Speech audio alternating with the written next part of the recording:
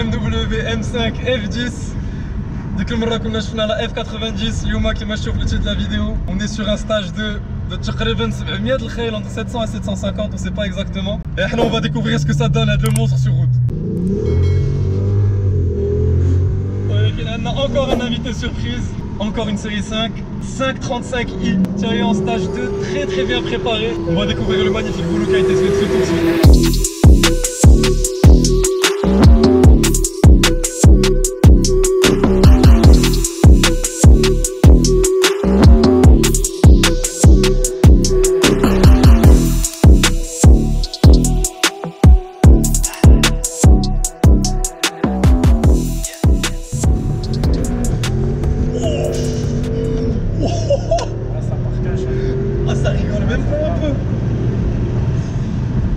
Déjà, Pécholès, comme tu as dit, la BMW M5 F10, c'est une des voitures qui m'a le plus. J'ai eu l'occasion de me stock, c'est en mode confort normal, tout activé.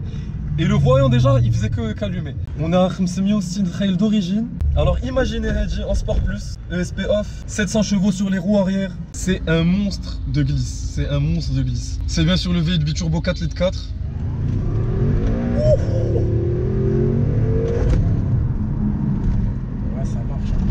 Il y a grande différence avec quand tu as le MDM on et sans le truc là, c'était déjà beaucoup plus stable. Voilà, ça stabilisait. Déjà pour parler des modifications de Darou Automobile, on a une reprogrammation sur mesure stage 2. Je ne sais pas comme sur mesure, c'est-à-dire que le préparateur chez RPM Garage ici à Marrakech, les kanchkar bzaf parce que c'est grâce à eux que l'essai a été possible.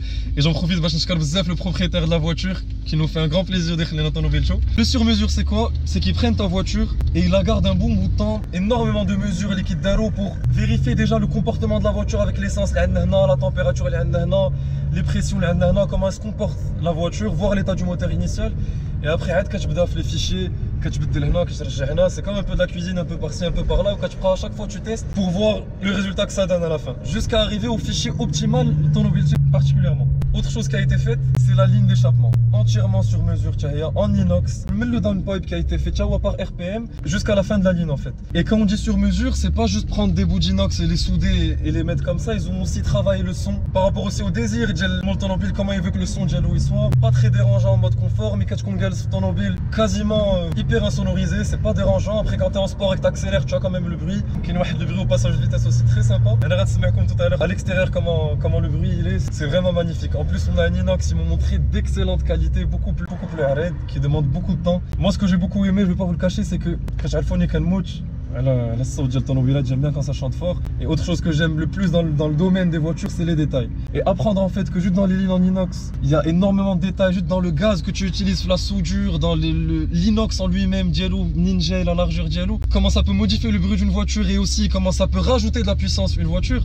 Parce que qui dit ligne et downpipe dit forcément une reprogrammation qui va avec. Je t'enlève tu connais bien avec la nouvelle Ninja là, et que tu puisses sortir des chevaux en plus. Donc tout ça fait qu'on a un vrai monstre de la M5, un vrai requin noir là pour le coup. Avant c'était le requin bleu, là c'est le requin noir. Accélération en deuxième. Traction off et MDN on. C'est en troisième petrolheads que perso ça me fait le plus flipper. Parce que t'as l'impression que c'est bon, t'arrives à une certaine vitesse de croisière alors que ton Nobela va où tu sens encore une autre vague de couple qui arrive. Alors qu'en général, t'as juste la deuxième qui pousse, après la troisième ça se calme. Là ça se calme pas du tout. Il y a Jimny aussi, c'est que malgré qu'on ait une berline confortable, et que t'es très bien assis aussi, quand tu restes vraiment pour la route, le châssis est vraiment magnifique. Toutes les irrégularités, donc tu te sens quand même connecté avec ta voiture. T'as pas une berline moderne bourrée d'électronique et juste tu mets pied au plancher, il se passe rien, tu vois. Il y a un certain plaisir de conduite, de 2 tonnes quand même. Oh, première, comment ça glisse. Regardez là, ça s'arrête pas un peu. Oh là là. Yallah, je shoot le compteur de vitesse, bon, ça peut aller très haut quoi. Ce qu'on sent aussi, c'est quand même un petit boulot fait sur la pédale d'accélérateur, c'est-à-dire que à peine que tu casses l'accélérateur, direct ça part. Et ça c'est vraiment cool. J'aime bien avec l'effet du couple, de bien le sentir du coup, couplé au plaisir de conduite, la propulsion.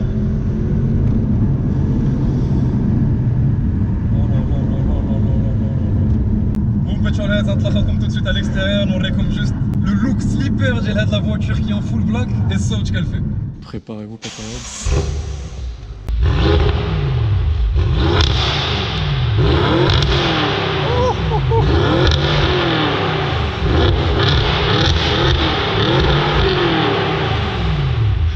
باش نهضروا على l'esthétique ديال الطوموبيلات Petrolheads, quoi de mieux que تكون عندنا une série 5 normale pour montrer à quel point la M5 est agressive tout en restant sobre. Et قديتهم بحال هكا parce que moi ce que j'aime le plus c'est vraiment l'arrière de la M5. En même temps, je sais pas comment l'expliquer, hyper agressive avec le diffuseur et en même temps ça reste hyper discret. Et هاد la 535i, l'avant ديالها avec le pack M, tu vois, très agressif plutôt. Calandre chromé, alors que sur la M5 on a le shadow line. Toutes les baguettes sont en noir, regardez, c'est d'origine tout ça. Il y a un teintage qui a été fait aussi. Et à l'avant on a la calandre en noir aussi. Donc on a vraiment un requin noir, full black, hyper insolent. Anna personnellement c'est vraiment la spec dans laquelle je prendrais une M5 si je devais la prendre en daily, full black, discrète et efficace. Parce que tu la vois comme ça, bon, si tu reconnais que c'est une M5 bien, mais tu vas pas savoir qu'il y a 700 chevaux à l'intérieur. Donc c'est ce qui est vraiment cool. Ah, les gens de la M5 aussi, je les adore. C'est mes préférés, c'est les 22. D'ailleurs, je t'arrive que c'est une M5, je vais vous montrer comment on la reconnaît. Le pare-choc avant déjà avec les énormes prises d'air. Les mreyer chouïa à le pack M. Les jantes vraiment magnifiques de la M5. Et Radio Loli, ouais, bah les jantes, tout le monde peut avoir les mêmes jantes. Petite astuce, faut toujours voir les freins. Regardez là la taille des disques percés avec l'énorme étrier en bleu Gel M. Sur les côtés, on a le rappel M5 ici en chrome. Et en fait, l'or de l'automobile, tu as le badge M5. Et c'est surtout les diffuseurs avec les 4 sorties qui te montrent que tu as bien une M5. Avec le béquet très discret, mais qui compte bien bzef, et c'est ce que j'aime le plus. Mais regardez, par exemple, là, on a la 535. C'est quasiment la même chose au niveau de l'avant. C'est juste un peu plus bombé sur la M5. On a de belles jantes sur celle-ci aussi. Et à l'arrière, on a les doubles sorties. Full inox. D'ailleurs, on a tout de suite comment elle chante à la 535. Est-ce qu'elle vaut au volant? Et maintenant le 6 cylindres.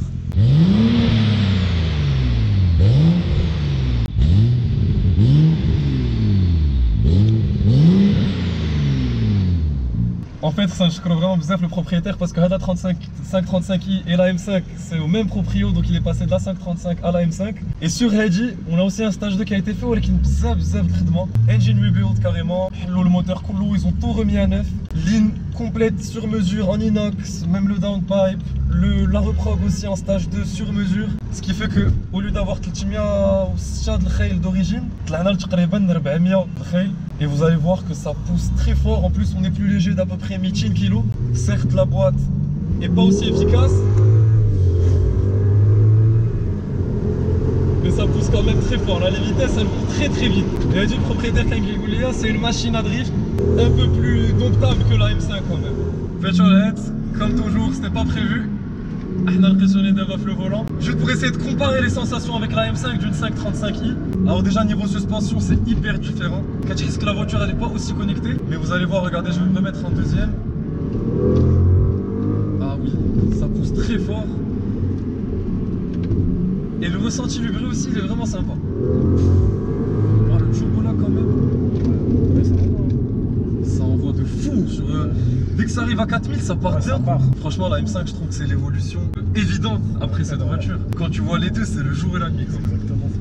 Mais c'est fou le boulot qui a été fait sur cette voiture parce que tu sens que la voiture, même s'il y a 100 chevaux de plus, qu'il y a toute cette prépa, tu sens qu'elle est hyper à l'aise. Tu vois, on n'est pas sur une reprog où ça va à fond et ça passe doucement et tout. Non, c'est très efficace.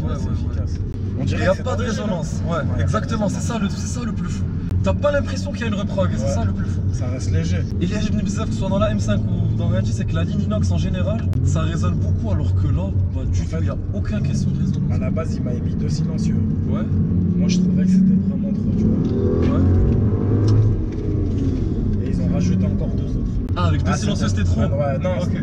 2 silencieux, trop de bruit. Maintenant, il y a 4. 4 silencieux. Vraiment trop de bruit. Franchement, c'était abusé. Okay. Même ma voisine, Skina, elle est venue, elle m'a dit ah, c'est trop de bruit le matin. Tu vois, le Cold Start. Oh là là, le Cold Start, comment il doit être. Et la M5, je t'explique pas. Ah ouais, non, ça envoie beaucoup. C'est pas aussi. On joue entre deuxième et troisième, tu t'ennuies pas quoi. Mais par contre, la boîte, tu sens quand même qu'elle est vraiment beaucoup plus. Elle met du temps à passer. Ouais, on va faire une espèce de petit départ arrêté.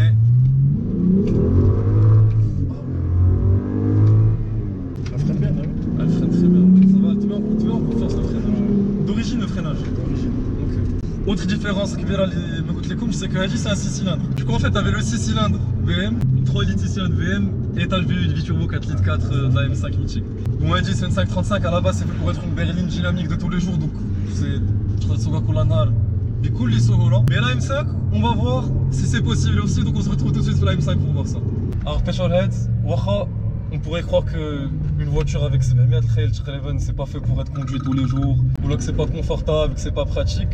Et ben justement c'est pour ça que pour moi la voiture c'est le daily parfait. Là on s'est mis en mode confort. On est fait à Marrakech, qui a pas mal de trous, la route n'est pas de très bonne qualité. Et qui m'a gagné le propriétaire, déjà c'est pas traître. Quand tu conduis tranquillement, ma avec ton objet, elle part pas dans tous les sens. Très insonorisé malgré le bruit qu'elle fait.